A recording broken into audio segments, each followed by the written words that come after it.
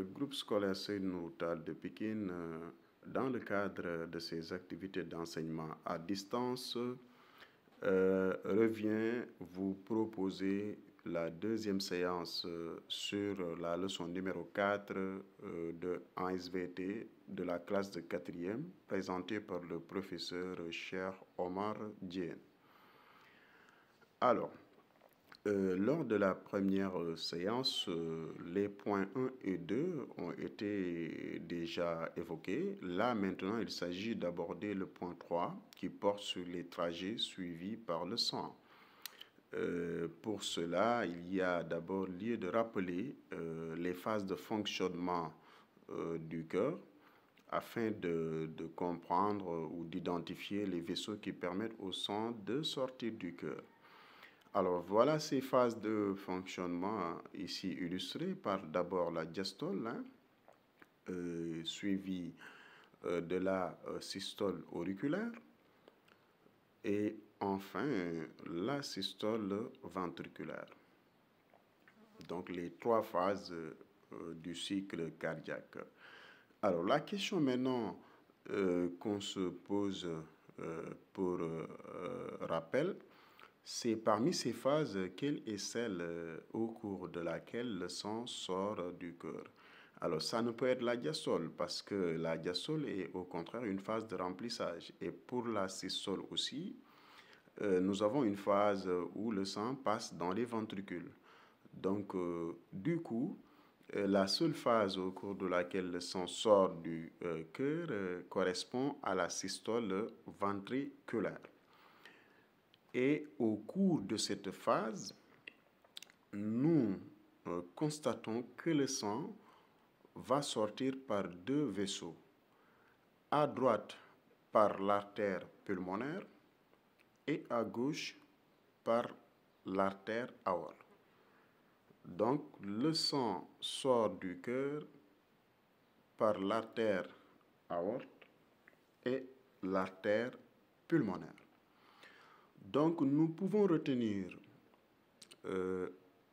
comme rappel que le sang sort du cœur au cours de la systole ventriculaire par deux vaisseaux, l'artère pulmonaire et l'artère aorte.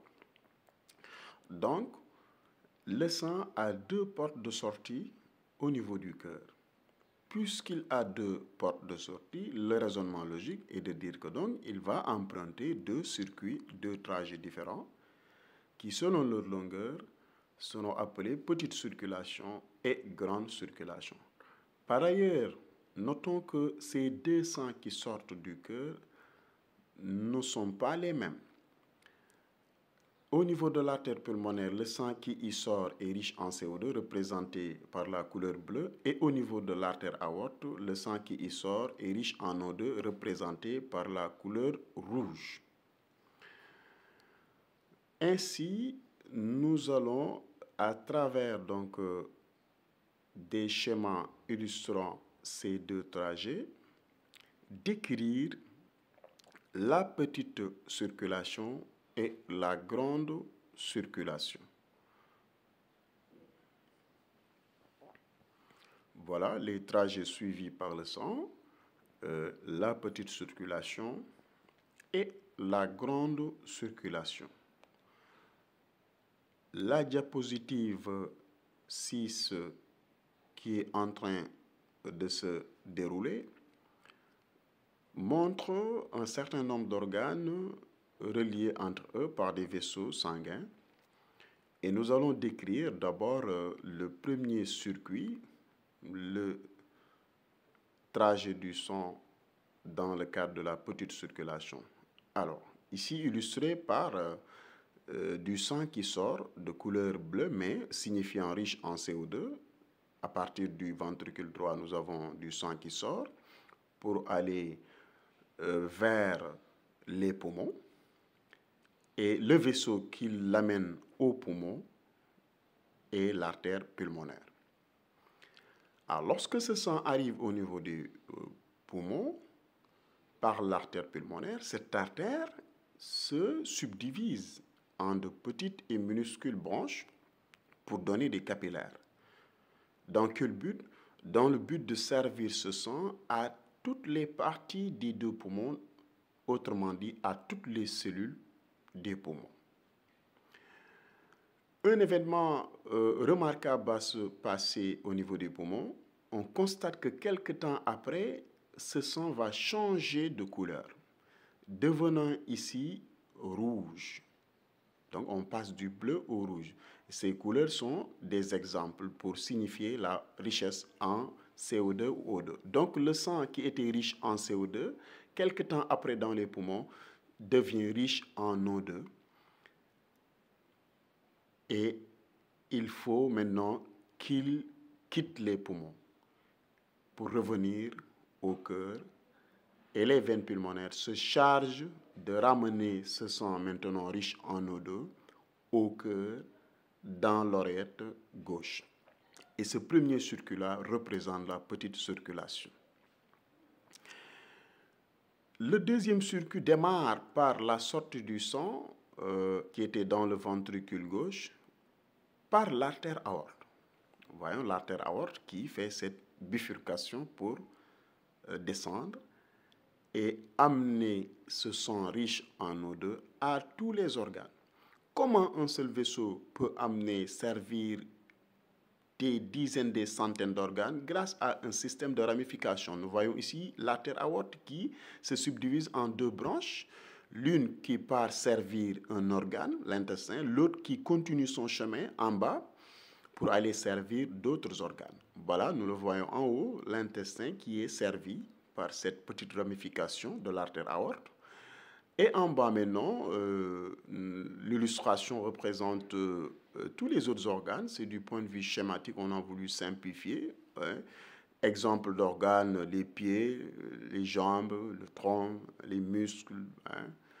Donc tous ces organes reçoivent leur part de ce sang riche en O2 grâce à cette ramification ou à ces ramifications.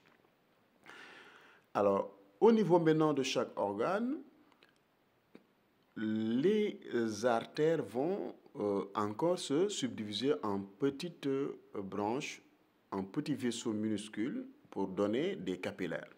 C'est ce que nous voyons ici, afin de servir ces organes, leurs cellules, afin de leur donner l'O2. Alors, évidemment, quand l'O2 a été servi aux cellules de tous ces organes, en retour, leur CO2 est pris en charge par le sang.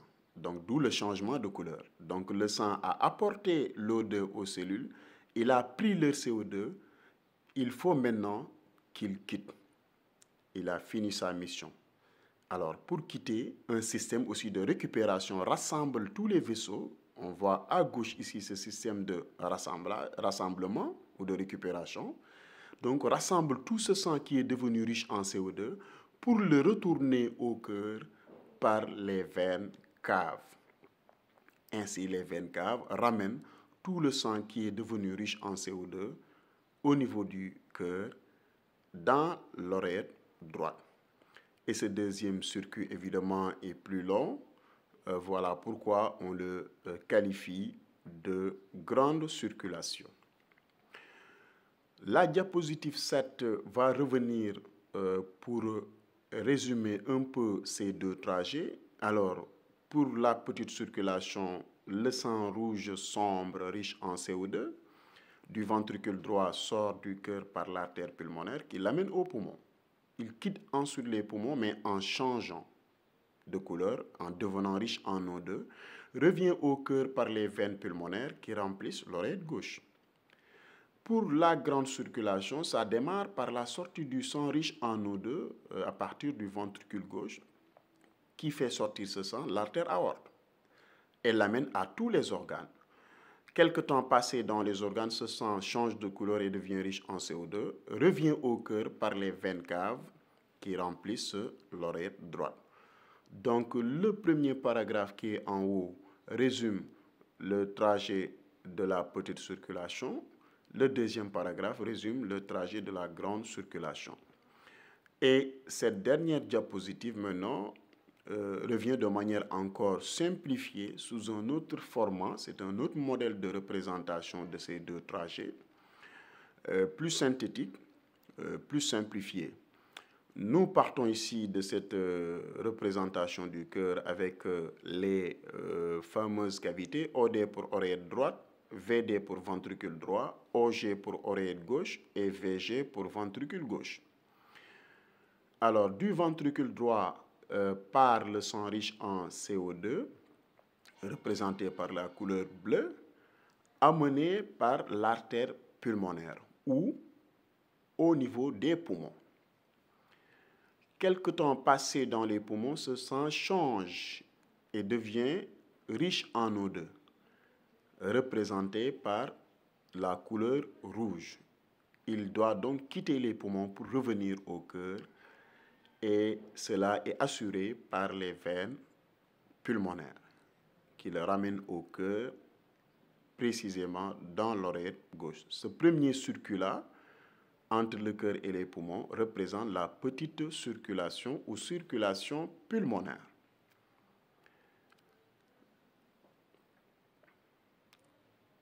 Cette petite circulation et circulation pulmonaire peut être résumée ainsi. Du ventricule droit VD, c'est des abréviations simplifiées, VD, mais pas conventionnelles, par le sang riche en CO2, amené par AP, artère pulmonaire, ou au niveau des poumons, P.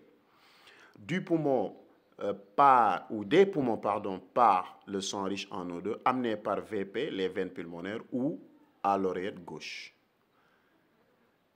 Remarque à faire ou bien à retenir, dans cette petite circulation, les artères conduisent du sang riche en CO2, tandis que les veines conduisent du sang riche en O2.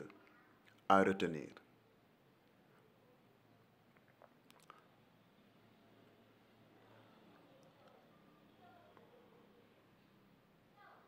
Pour ce qui est de la grande circulation, le sang part du ventricule gauche, amené par l'artère aorte, qui le conduit à tous les organes. Donc ce sang, c'est du sang riche en O2, représenté par la couleur rouge. Quelque temps passé dans les organes, ce sang change de couleur et devient riche en CO2, représenté ici par la couleur bleue. Il doit revenir au cœur par l'intermédiaire des veines caves. Et ce grand trajet-là représente la grande circulation ou circulation générale. Parce que se déroulant entre le cœur et tous les organes. Elle peut être résumée, cette grande circulation, par le trajet suivant. Du ventricule gauche VG par le sang riche en O2, amené par AA, artère aorte, à tous les organes O.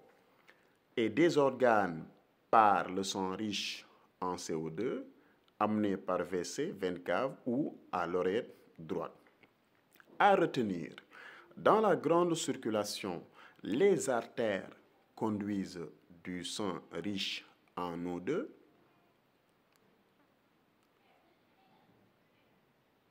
ce qui est le contraire dans la petite circulation.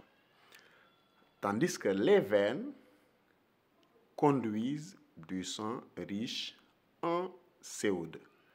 Donc, c'est le contraire de ce qu'on a au niveau de la petite circulation. Alors voilà, donc nous sommes arrivés au terme de cette deuxième séance.